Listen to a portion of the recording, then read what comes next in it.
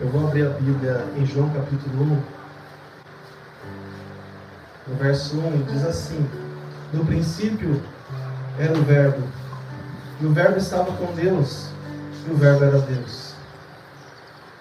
Ele estava no princípio com Deus, todas as coisas foram feitas por intermédio dele, e sem ele nada do que foi feito se fez. A vida estava nele, e a vida era a luz dos homens. A luz resplandece nas trevas, e as trevas não prevaleceram contra ela. Algumas versões trazem o seguinte: no princípio era a palavra, e a palavra estava com Deus, e a palavra era Deus. Meus irmãos, no princípio a palavra estava com Deus, a palavra era Deus. Jesus é a palavra. Jesus é a palavra. Jesus é a manifestação do Pai. Jesus é o movimento de Deus na terra. Por isso que todas as coisas são centradas em Jesus. A palavra de Deus, de Gênesis a Apocalipse, ela é centrada em Cristo Jesus. Pastor, mas Jesus é a partir do Novo Testamento. Não esquece essa história, esquece. Jesus está no Éden. Quando a palavra diz lá em Gênesis 3:8 que a voz do Senhor passeava no jardim. A voz do Senhor, a voz é a manifestação, a materialização da palavra. A voz que andava, a palavra que andava, quem andava com Adão e Eva era o próprio Jesus. E nós vamos vendo ao longo de toda a história, Jesus aparecendo a homens e mulheres. O próprio Jesus, quando a palavra de Deus fala que a mãe de Sansão e Manoá, o pai de Sansão, receberam a visita do anjo do Senhor para falar que eles teriam um filho e seriam um nazireu de Deus. A palavra fala o anjo do Senhor. E quando Manoá pergunta o nome dele, ele responde: por que você quer saber o meu nome se o meu nome é maravilhoso? Anjo com a letra A maiúscula. O anjo do Senhor é Jesus, é uma cristofania, uma aparição de Jesus lá no princípio. Jesus aparece para Gideão. O anjo do Senhor apareceu para Gideão e chamou Gideão de valente. Gideão se sentia fraco, se sentia o menor entre todos os da sua casa. Gideão se sentia oprimido, Gideão não tinha forças, Gideão estava escondido.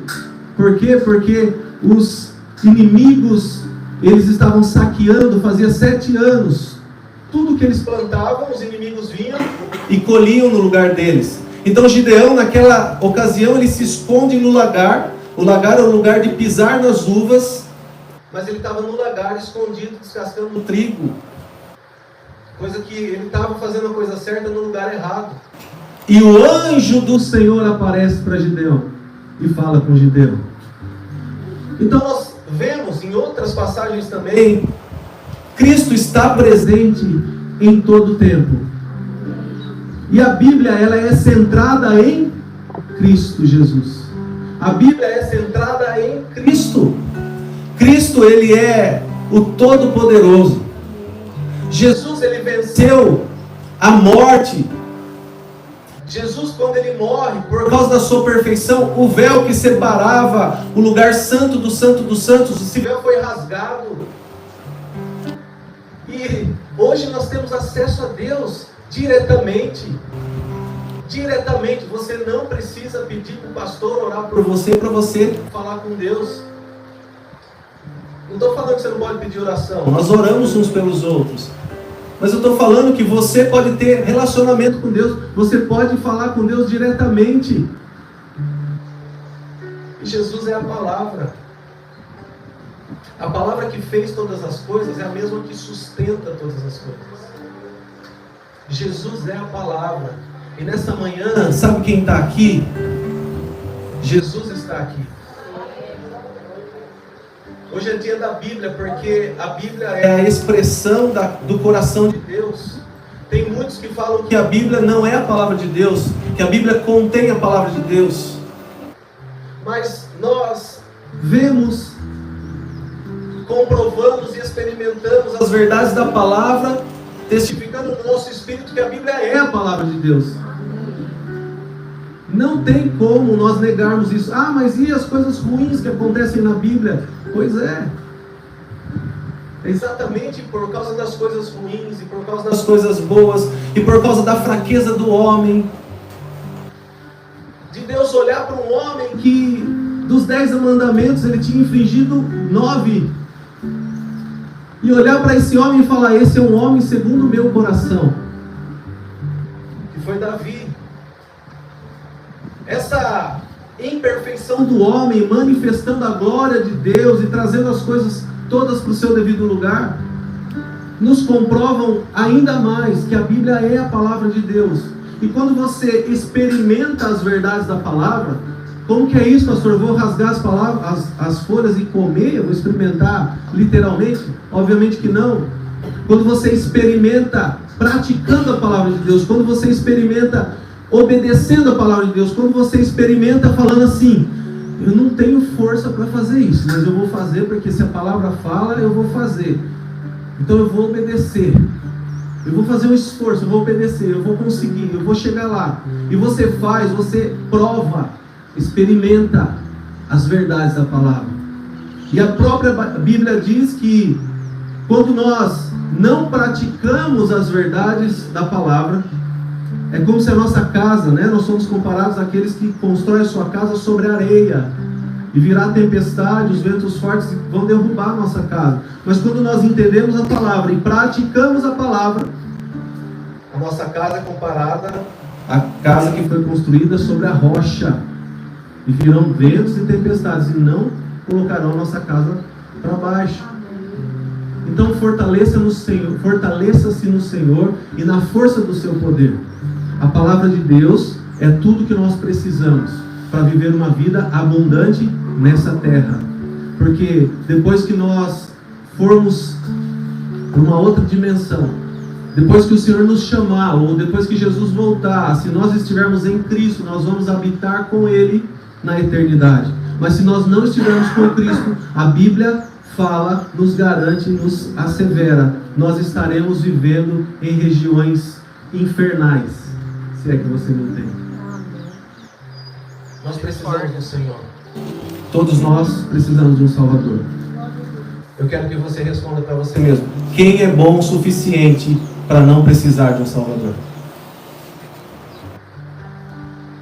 Ah, mas fulano tem tanto dinheiro. Isso não quer dizer nada. A riqueza não é aquilo que você tem, a riqueza é aquilo que você é. As nossas maiores riquezas, nossos maiores tesouros estão dentro de nós. O reino de Deus está dentro de você. Então nós precisamos permitir que o Senhor faça uma obra de transformação da nossa mente. Romanos capítulo 12, nós precisamos permitir que Ele transforme a nossa mente, o nosso entendimento, para que assim, somente assim, a gente viva a boa, perfeita e agradável vontade de Deus. Não nos eximindo das nossas responsabilidades como cristãos, de viver as verdades da palavra, de entender quando a palavra fala, você precisa obedecer em determinada área da sua vida, e você dá o passo em obediência. Você precisa renunciar a algo que está fazendo mal para você e que não está honrando o meu nome, e você renuncia a algo. Sabe por quê? Porque o que o Senhor vai contabilizar no final não são as conquistas que nós tivemos na terra, mas são as renúncias que nós fizemos em nome do Senhor. Porque as renúncias que nós fazemos hoje estabelecem reino. Estabelecer reino é chamar ainda mais almas que estão perdidas nas garras de Satanás para fazerem parte da família de Deus. E o elo entre aqueles que estão lavados e remidos pelo sangue do Cordeiro com aqueles que ainda não foram lavados e remidos pelo sangue do Cordeiro, o elo entre eles é o amor de Deus que é derramado sobre a nossa vida. Assim como o elo entre Pai, Filho e Espírito Santo é o amor que os une. Então, antes de julgar, ame. Antes de apontar o dedo, estenda suas mãos. Antes de falar algo, pense, seja tardio no falar, tardio no se irar, mas seja pronto para ouvir. Tem uma frase que fala, né? Fale pouco de você, fale nada dos outros e fale muito de Deus. Por quê? Porque a gente tem costume de falar dos outros e a gente nem sabe o que a pessoa está passando. Nós falamos do outro, mas a gente não tem o cuidado de perguntar: tá tudo bem? Você precisa de ajuda? Sem interesse, sem querer saber para fofocar, sabe? Sabe o telefone sem fio? Não. Nós precisamos entender que cada um de nós foi construído em uma realidade. Cada um de nós cresceu num ambiente. Cada um de nós tem uma estrutura familiar.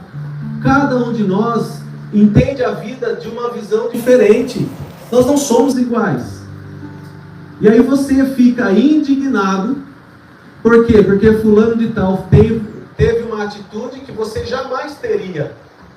E graças a Deus, jamais você teria. Graças a Deus, agora você se coloca no lugar dele, entende a história dele e ajuda, ao invés de ficar criticando. Então, tudo isso a palavra de Deus nos ensina. E lá em 2 Timóteo, agora eu quero começar a pregar, tá bom? 2 Timóteo.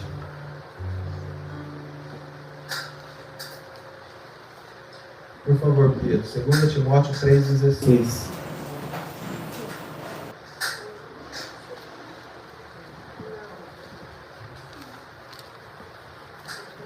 Graças a Deus.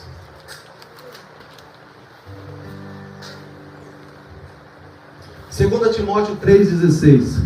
Toda a Escritura é inspirada por Deus e útil para o ensino, para a repreensão, para a correção, para a educação na justiça, a fim de que o homem de Deus seja perfeito e perfeitamente habilitado para toda boa obra.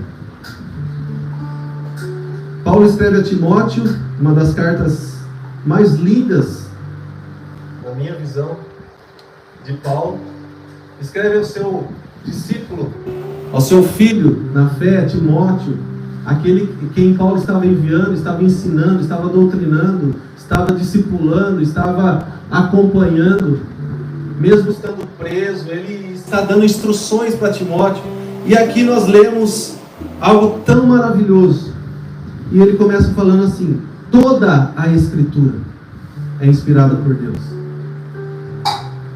Toda a Escritura é inspirada por Deus. É a primeira verdade que nós precisamos entender. Se toda a Escritura é inspirada por Deus, nós não podemos duvidar daquilo que a Escritura nos ensina. Nós sabemos que a Bíblia, não se escandalize com isso, a Bíblia é a mãe das heresias. Por que a Bíblia é a mãe das heresias? Porque muitas vezes nós interpretamos a Bíblia do jeito que a gente quer interpretar. Tem uma matéria na teologia que chama exegese. Exegese é a interpretação da Bíblia pela Bíblia. A própria Bíblia interpreta a Bíblia.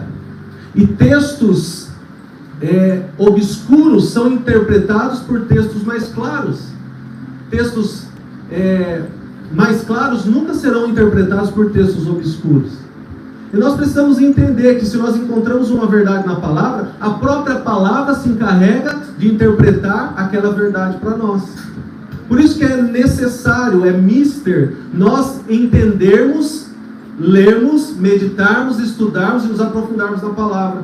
Porque muitas coisas que estão contidas na nova aliança já foram apontadas no passado e que hoje nós podemos entender com a Bíblia, interpretando a própria Bíblia. E ela é inspirada por Deus. E graças a Deus que nós temos o Espírito Santo. E o Espírito Santo se encarrega de nos ajudar a entender. O Espírito Santo se encarrega de nos ajudar a encontrar aonde a Bíblia vai interpretar uma outra passagem que ela mesma colocou, que ela mesma está nos apresentando. Então, Toda a Bíblia é inspirada por Deus. Toda a Escritura é inspirada por Deus. Não há nada que não seja inspirado pelo Senhor. O problema é que nós trocamos a exegese pela eusegese. E nós passamos a interpretar a Bíblia da maneira que nós queremos, como é confortável para nós.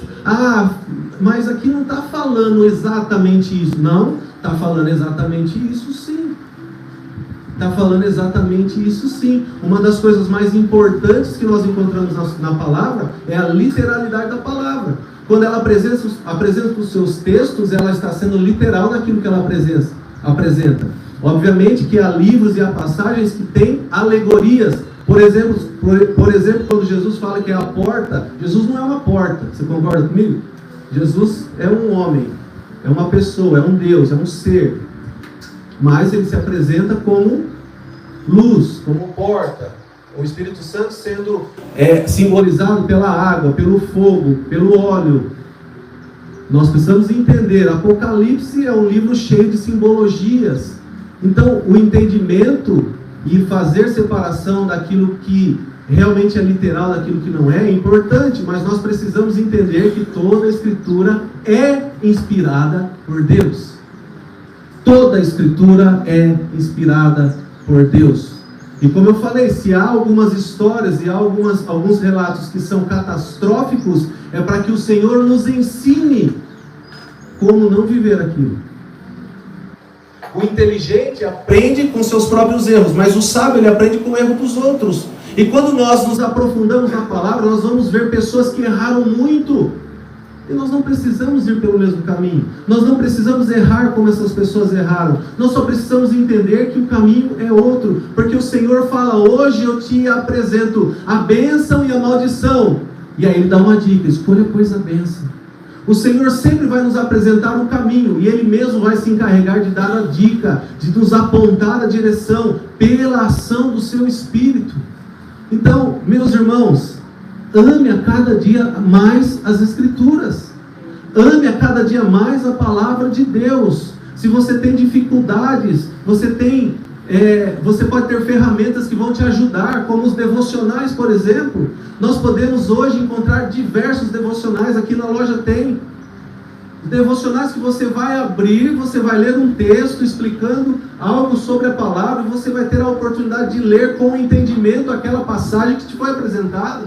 E assim você vai gradativamente crescendo no conhecimento. Você vai se familiarizando com as verdades da palavra. Você vai entendendo a linguagem. Você vai entendendo os textos alegóricos. Você vai entendendo os tipos. Porque muitas passagens apresentam um tipo de Cristo, por exemplo. Cristo aparece muito na vida de outras pessoas, como na vida do sumo sacerdote Melquisedeque, como na vida de Josué. E nós entendemos como Cristo, há uma tipologia de Cristo em vários personagens da palavra. Por quê? Porque a palavra é centrada em Cristo.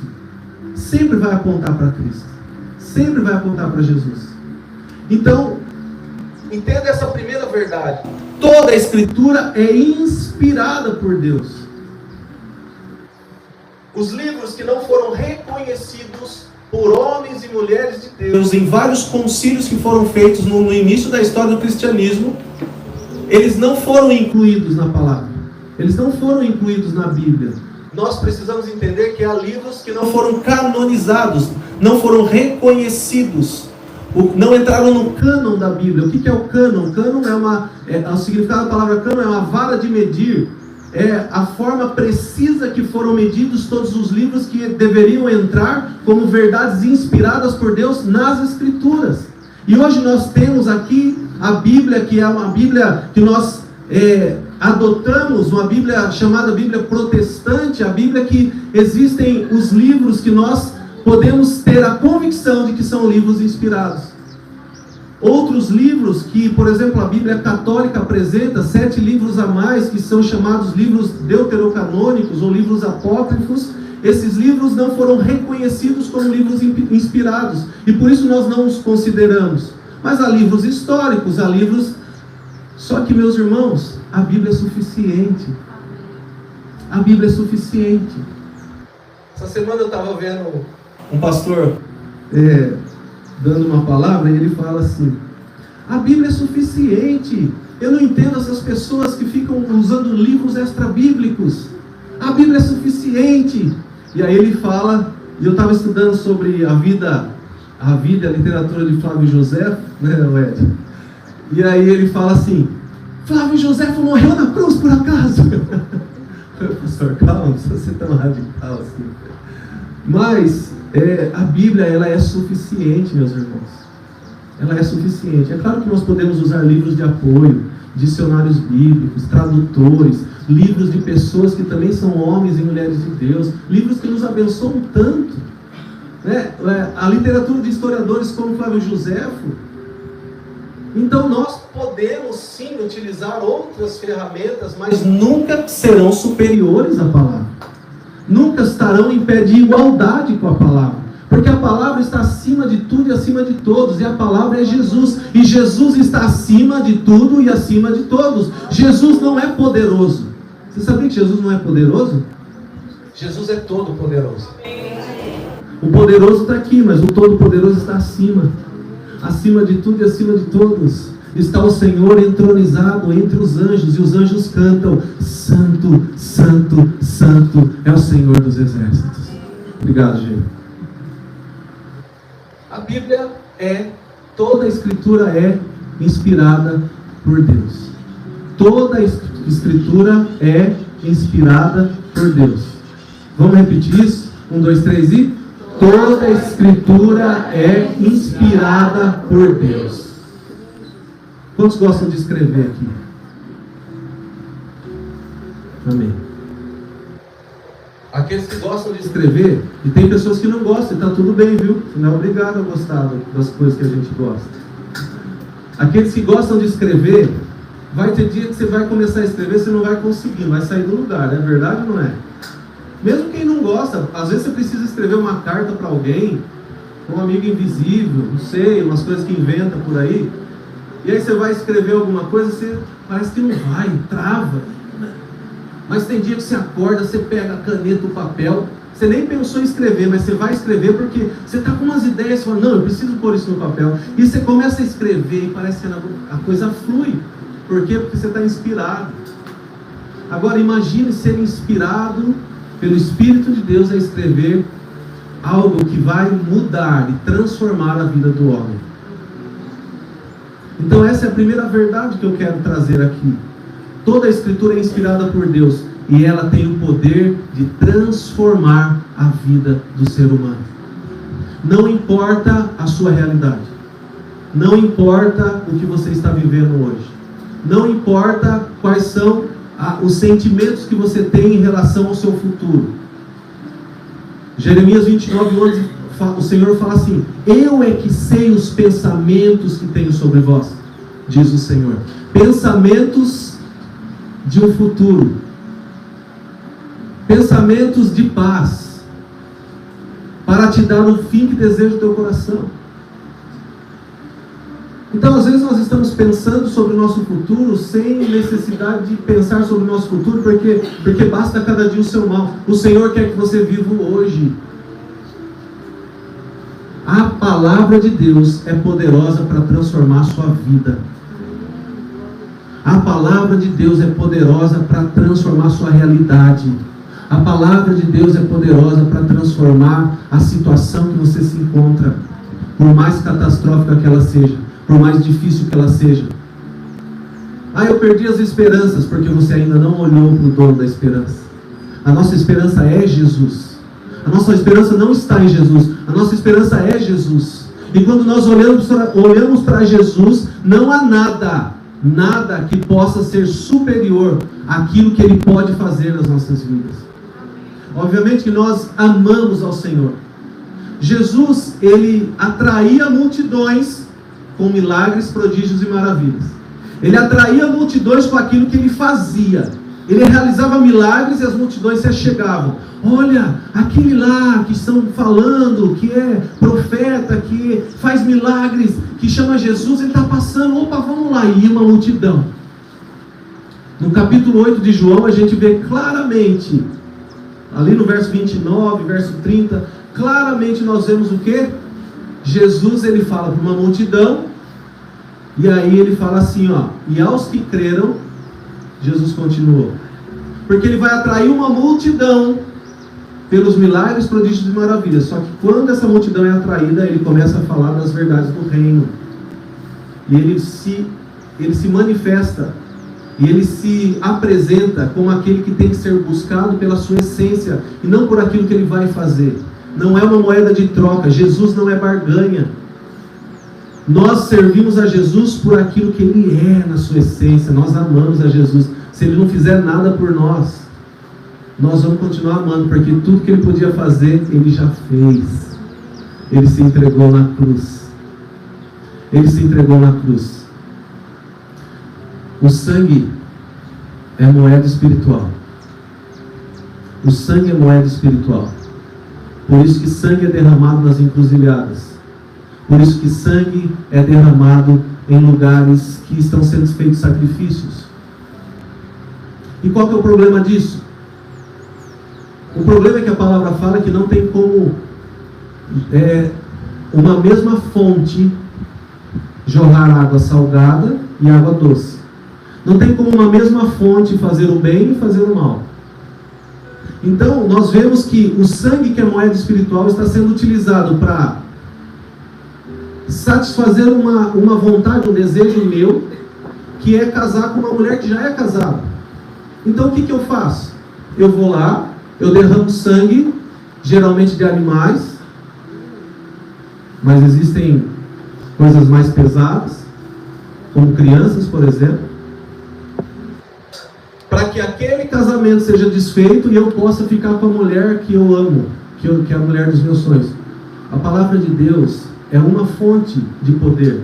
Não tem como sair água doce e água salgada da mesma fonte. Se nós entendemos que Cristo é o dono da família, Cristo é o rei sobre a família, Ele nunca vai fazer nada para destruir uma família. Ele sempre vai fazer tudo para construir uma família. E Ele não quer, como Pai, como Deus é Pai, Ele não quer que você tenha as coisas de mão beijada, apesar que Ele vira e mexe para entregando presentes. Mas Ele quer que você passe por processos que vão te levar a um crescimento espiritual. Por isso que andar com Jesus não é ter as coisas de mão beijada e aquilo que você deseja no coração. Mas andar com Jesus é entender o que Ele quer para a sua vida e alinhar a sua vontade à vontade dEle e entrar num processo de crescimento onde você, crescendo em Deus, Ele vai te entregando presentes no meio do caminho. As bênçãos que você quer, que você busca, que você precisa, já foram conquistadas. Se engana quem fala, eu vim buscar uma bênção. Não, você vem buscar Jesus, que é o dono da bênção. Aquilo que você precisa para viver uma vida abundante nessa terra, já está pronto, já está preparado. E por que eu não vivo isso? Porque primeiro você tem que passar por um processo de maturidade, para que esteja preparado para viver e resgatar, fazer o download daquilo que está nas nuvens com o Senhor. Amém? Por quê? Porque qual é o pai que vai dar algo de mão beijada para o filho e vai esperar que o filho seja uma pessoa forte? Qual que é o pai que quer que o filho sofra pela sua própria negligência? O pai que ama o filho, ele fala não, porque o não é pedagógico, o não ensina. O pai que ama o filho, ele coloca limites. Ele coloca limites. O pai que ama o filho, ele faz tudo para que o filho cresça e amadureça. E Deus é pai. Eu posso ouvir um amém? Amém. Deus é pai. Amém. Mesmo que você não tenha uma figura paterna como referência nessa terra, Ele quer se revelar como pai para você. Permita que Ele faça isso. Permita que Ele se revele como pai. Porque Ele se revelando como pai, você não vai ter falta de mais nada. Sabe por que as pessoas são carentes? Porque não reconhecem Deus como pai. Sabe por que as pessoas se sentem rejeitadas? Porque ainda não se sentiu aceito por alguém que é maior, que é Jesus. Sabe por que as pessoas têm problemas emocionais? Porque ainda não recebeu a revelação plena da paternidade de Deus. Pastor, como eu faço para fazer isso? Relacionamento com Deus. Você se sente solitário, você se sente sozinho, você se sente rejeitado, você se sente uma pessoa excluída. Não é porque as pessoas te excluem, mas é porque você se coloca num lugar de vítima. E o nosso Pai Celestial quer se revelar como Pai. É muito fácil falar, Deus é Pai. Por que eu não vivo as verdades? Por que eu continuo sendo uma pessoa carente? Sabe que o carente emocional manifesta? Ingratidão.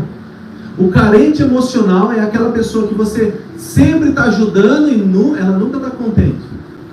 O carente emocional é aquele que você sempre está estendendo as mãos e ela está sempre reclamando de você. Aí o carente emocional, nós ouvimos isso uma vez, né, Jesus? O carente emocional casa com uma carente emocional. Aí fica um lambendo a ferida do outro.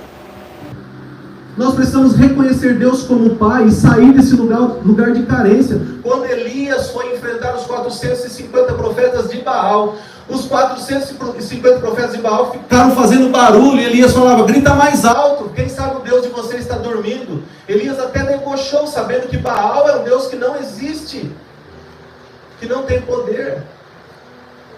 E Elias fez uma oração, e o fogo desceu do céu, lambeu a água do holocausto, lambeu a água do altar, queimou os sacrifícios. Só que, antes de Elias fazer essa oração, os 450 profetas de Baal começaram a se bater, a se autoflagelar, como se eles falassem assim, Baal, olha para mim, eu sou coitadinho, estou aqui. Sabe o que é isso? É um espírito maligno. É um espírito maligno. Então saia do vitimismo. Você é filho de Deus. Você é filha de Deus. O Senhor te escolheu, te pensou de uma sociedade caída, de um mundo corrompido, para te chamar de filho, para te chamar de filha. A todos quantos o aceitaram, foi-lhes dado o poder de serem chamados filhos de Deus. Nós não podemos sair desse lugar. Então os crentes são filhos de Deus. Não. Tem muita gente que vai na igreja que não é filho. Nossa, eu achei que todo mundo era filho. Não, a palavra de Deus fala que a todos quantos entregaram sua vida para Jesus, foi-lhes dado o poder de serem chamados filhos de Deus. A saber, os que creem no seu nome. Não adianta também você falar que aceitou Jesus e não viver uma vida concernente àquilo que é a vida de Jesus. Paulo falou, não sou eu mais quem vivo, mas Cristo vive em mim. Nós precisamos manifestar Jesus através da nossa vida. Continuando. Timóteo recebe as palavras de Paulo, que toda a Escritura é inspirada por Deus, e aí ele continua. E útil para o ensino. A segunda coisa, que nós vamos aprender aqui é que a palavra de Deus é útil para o ensino. E o que é o ensino? Os professores que aqui estão. O ensino é a transferência do conhecimento, a transferência do saber. O ensino é aquilo que você já sabe e que você transfere. A palavra de Deus ela é inspirada e útil para o ensino, para a transferência do conhecimento, para a transferência do saber. A palavra de Deus ela é útil para o ensino. E essa transferência do saber, sabe o que ela faz? Sabe o que a transferência do saber faz? Ela gera vida. Ela gera vida. E se você conseguir entender a profundidade dessa palavra, você já vai sair daqui diferente da forma que você entrou. A transferência do conhecimento gera vida. Sabe por quê? Porque lá em Oséias 4 fala que o Senhor fala assim, o meu povo está morrendo por falta de conhecimento. Então a falta de conhecimento nos leva à morte. E o conhecimento, através do ensino da palavra de Deus, nos gera vida. Nos gera vida. Talvez você seja um morto-vivo. Eu não sei. Talvez você seja um morto-vivo. Esteja andando por aí, mas a sua vida interior está morta. Eu quero dizer hoje uma palavra para você. Creia no poder de Deus. Creia nas Escrituras. E viva para o Senhor. Entregue o seu caminho ao Senhor. E você vai ser revivificado.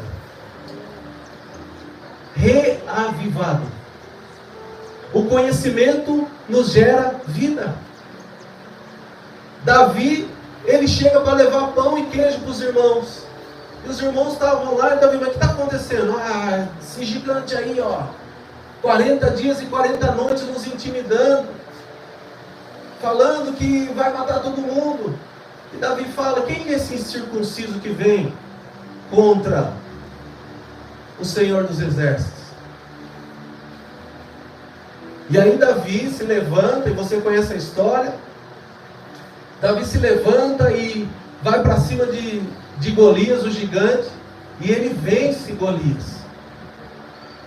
Ele vence Golias. Ele cortou o pescoço de Golias. E por que eu estou falando isso? Porque Davi venceu pelo conhecimento. Davi não venceu pela força. Davi venceu pelo conhecimento. Ele conhecia quem ele era. E ele conhecia quem era o Deus que ele servia. E por conhecer quem ele era e conhecer o Deus que ele servia, ele não temeu um gigante muito maior do que ele. Ele não tinha armas preparadas.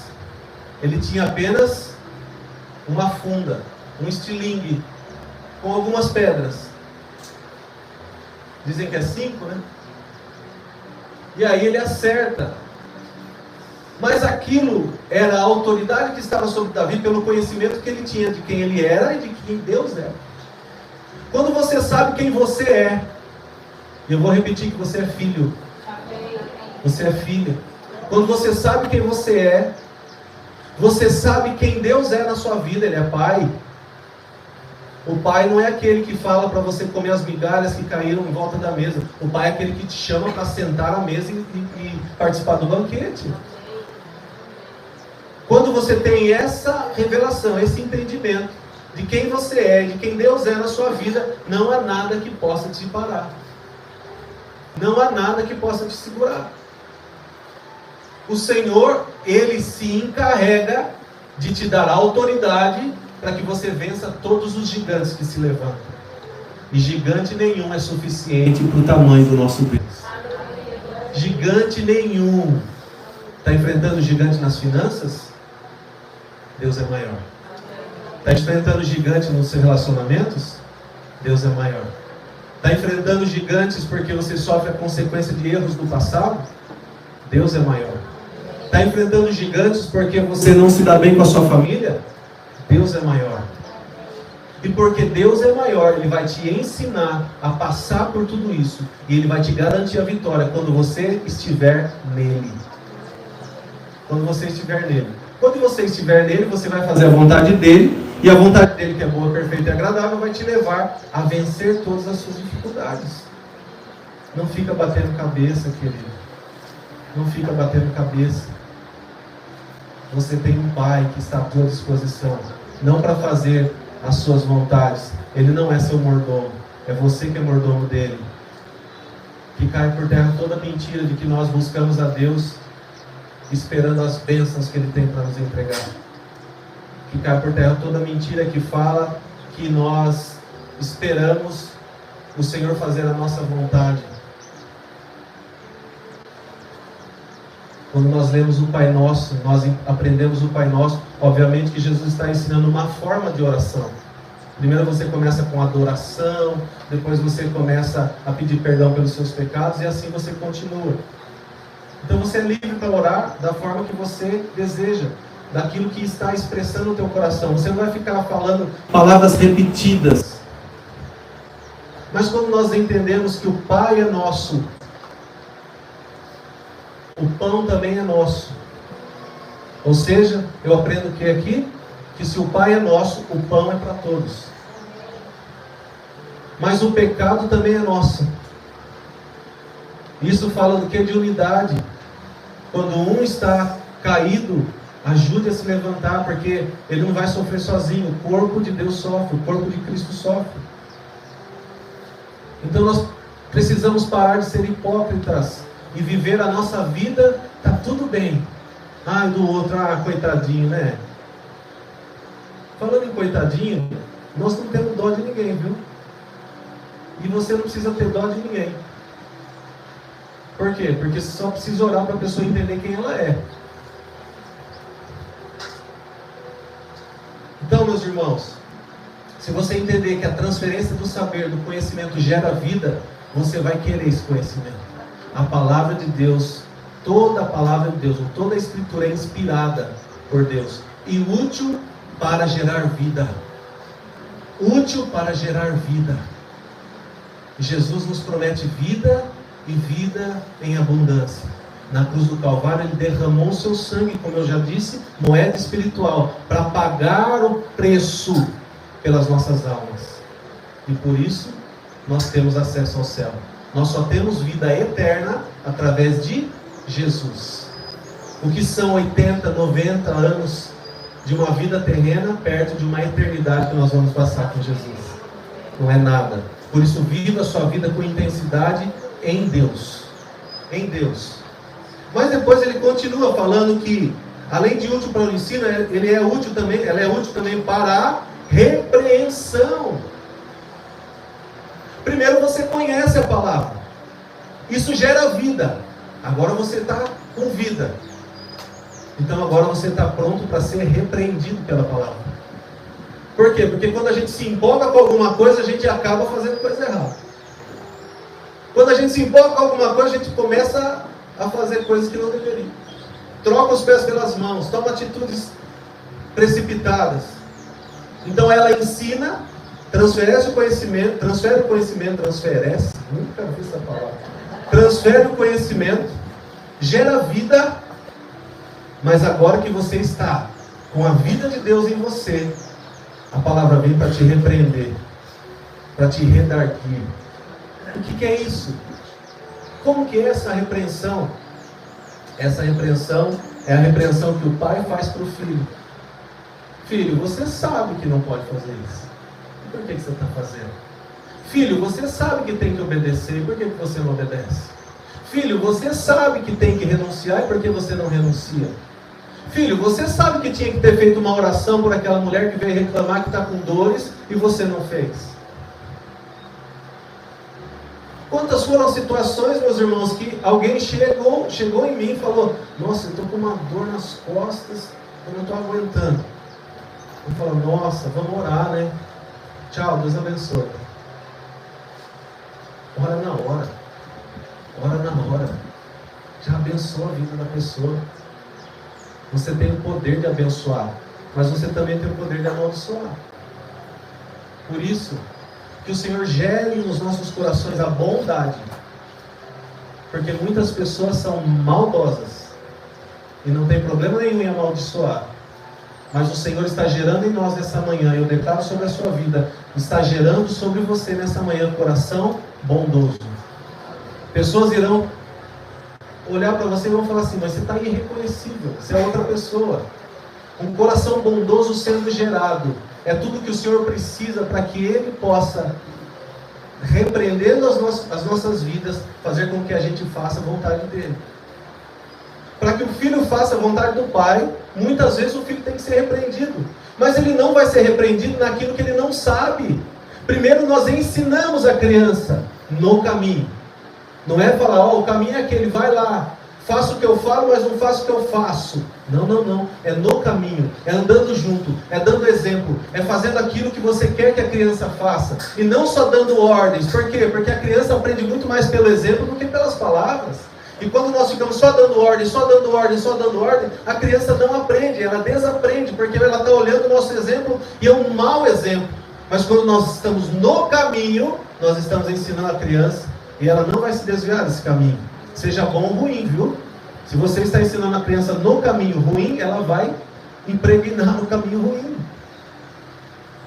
Então, nós ensinamos a criança no caminho e depois Conforme o nosso ensinamento, o conhecimento que nós transferimos, agora nós precisamos e nós podemos repreender segundo aquilo que ela já conhece. Então, se você já conhece verdades das Escrituras, e você, nessa manhã, está tendo entendimento daquilo que o Senhor está falando no teu coração, creia, o Senhor sempre vai te repreender. Entenda isso. Por quê? Porque o Pai, Ele repreende o filho que ama. Ele repreende o filho que ama. Então, nós somos confrontados segundo aquilo que nós conhecemos. Eu conheci uma verdade da palavra, agora a própria palavra vem e ela me repreende segundo aquilo que eu conheci. E ela me coloca novamente no prumo. Ela me coloca novamente no caminho. Ela me alinha com o céu. Ela faz eu viver aquilo que Deus quer que eu viva. Ela faz eu estar e andar segundo o que o Senhor quer que eu faça. Onde o Senhor quer que eu ande. Mas aí tem o próximo passo. E Paulo fala a Timóteo. Ela é inspirada também e útil para a repreensão, mas também para a correção. Corrigir é melhorar. Corrigir é consertar. Os professores que aqui estão, quando o aluno faz uma letra, um garrancho, como a gente fala, né? Você não chega lá e fala assim, tá feia a sua letra, pode apagar e escrever de novo. O que você está fazendo?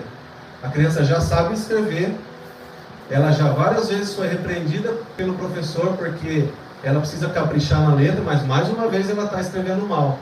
E aí você vai e faz ela melhorar. São os processos do Senhor através da palavra. A palavra nos apresenta algo, segundo aquilo que nós conhecemos, gerou vida em nós. Ele nos repreende para que nós sejamos a cada dia melhores sobre essas verdades. Mas aí no caminho, Ele precisa ir nos corrigindo. Ele precisa nos corrigindo. Para que a gente faça a perfeição da vontade dEle. E não a vontade dEle meia boca, ou não parte da vontade dEle. A correção é uma melhoria que o Senhor faz na nossa vida através da palavra. Ele vai nos corrigindo, nos colocando novamente na direção que Ele quer que a gente esteja. É um aperfeiçoamento do Senhor. Você foi agraciado com o conhecimento, gerou vida. Você então é repreendido pela palavra e agora você está no processo de correção, ou de melhorias, ou de aperfeiçoamento. E existe uma quarta etapa do processo, que a palavra de Deus gera nos nossos corações. Essa quarta etapa do processo é a educação na justiça. O que é a justiça? É a retidão. Justiça é a retidão. Nós estamos falando da palavra de Deus. Retidão, segundo a palavra de Deus, é nós andarmos na direção dEle, justos com Ele, alinhados com Ele, ajustados com Ele, misturados com Ele, mergulhados na presença dEle. A retidão ou a justiça que nós aprendemos com a palavra é o último degrau, é a última fase do processo, essa educação na justiça. Nós recebemos o conhecimento, somos repreendidos, vamos aperfeiçoando, mas esse aperfeiçoamento precisa gerar frutos, e os frutos do aperfeiçoamento são andar na retidão do Senhor. Os frutos do aperfeiçoamento são a cada dia eu estar mais parecido com Jesus. Os frutos do aperfeiçoamento são a cada dia estar mais maduro com Deus. Os frutos do aperfeiçoamento são a retidão, são realmente a educação na justiça. Eu andar ouvindo aquilo que Ele está informando e dar uma resposta precisa nesse tempo, numa medida que Ele espera da minha vida, do meu coração, para que eu possa alcançar o desejo dEle sobre mim. Nós precisamos entender que há um processo a ser seguido e a ser vivido segundo as Escrituras nos apresentam. Nós já não somos mais ignorantes quanto a determinados assuntos, ignorantes no sentido de não saber. E eu sempre falo que eu sou ignorante em muita coisa. Por exemplo, se o G me chamar para pôr o filme lá, eu vou fazer coisa errada, porque eu sou ignorante nesse assunto. Mas quando o conhecimento chega, nós deixamos de ser ignorantes. Deixamos de ser ignorantes. E passamos a ter o conhecimento que gera vida. Mas a palavra gera vida, repreende, nos corrige, faz nós melhorarmos, aperfeiçoarmos. E agora nós precisamos gerar fruto. E há algo muito importante para nós entendermos aqui. Esse é um processo. São 4 etapas de um processo. 4 etapas de um processo: conhecimento ou ensino, repreensão, correção e instrução na justiça. Ensino, repreensão, correção e ensino na justiça, ou instrução na justiça. São 4 etapas de um processo. E quando eu chego na última etapa do processo e gero frutos, o que vai acontecer? Acabou minha vida? Não, aí você sobe um degrau no reino do Espírito. Passa a viver um novo nível. Eu posso ouvir um glória a Deus? Eu subo um degrau no reino do Espírito. Eu estou vivendo um novo nível com Deus. E aí começa tudo novamente. Novos conhecimentos, novas repreensões, novas correções e novas instruções. Aí eu gero frutos e subo mais um degrau na escala do reino do Espírito, no nível espiritual que eu tenho para viver com o Senhor. E isso não acaba, porque são novos conhecimentos, novas correções, novas repreensões, novo ensino na justiça, e eu não paro de crescer, eu não paro de subir esses degraus do conhecimento, esses degraus da minha vida espiritual. Eu vou crescendo conforme eu vou conhecendo as Escrituras e permitindo que ela faça todas as correções que têm que ser feitas, para que no final eu dê frutos, e esses frutos vão permanecer, e agora esses frutos já estão com outra pessoa, eu vou para um próximo nível, e eu continuo crescendo com Deus. Isso não para. A palavra de Deus fala que nós precisamos buscar ser aperfeiçoados e crescermos para alcançarmos a estatura de varão perfeito, e a perfeição em Cristo nós só vamos alcançar quando Ele vier buscar a sua noiva, a sua igreja. Quando Ele vier buscar a igreja, nós teremos o nosso corpo glorificado e seremos a perfeição daquilo que o Senhor espera das nossas vidas. Nós estamos numa passagem de preparação, e nessa preparação, como você tem investido o seu tempo? Será que você tem permitido que as verdades da palavra elas te alcancem e permite que essas verdades te corrijam e te levem a gerar frutos? A árvore, quando dá fruto, está cheia de manga, viu? No final do culto você pode sair e pegar manga lá, tem um monte, fica à vontade. Tem sacola separada ali, você pega a sacola, desce e pega a manga, pode ficar à vontade, não tem problema. Só que, perceba, o fruto, ele é para servir. A mangueira nunca vai consumir a própria manga. Ela sempre vai servir alguém. Os frutos que você dá serão sempre para servir um outro. E aí você serve um aqui, você sobe um nível, começam novos conhecimentos, novas repreensões, nova instrução, nova correção, novo ajuste, avanço, você cresce, você gera fruto aqui, aí você vai, aqui é um só, né? Aqui é um só. Aí você vai, e aqui mais uma vez, e os frutos ali estão permanecendo, estão gerando outros frutos, porque o conhecimento através dos meus frutos chegou na vida dela, e ela está gerando, e outros frutos, e aqui é exponencial, não tem como a gente medir os frutos e a quantidade dos frutos que serão gerados por um fruto que você gerar.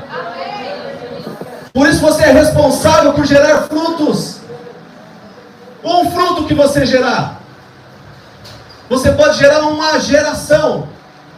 Os seus frutos podem alcançar uma geração. Você não faz ideia da onde a sua voz está chegando. Você não faz ideia da onde a sua voz está alcançando, aonde ela está ecoando. Você não faz ideia.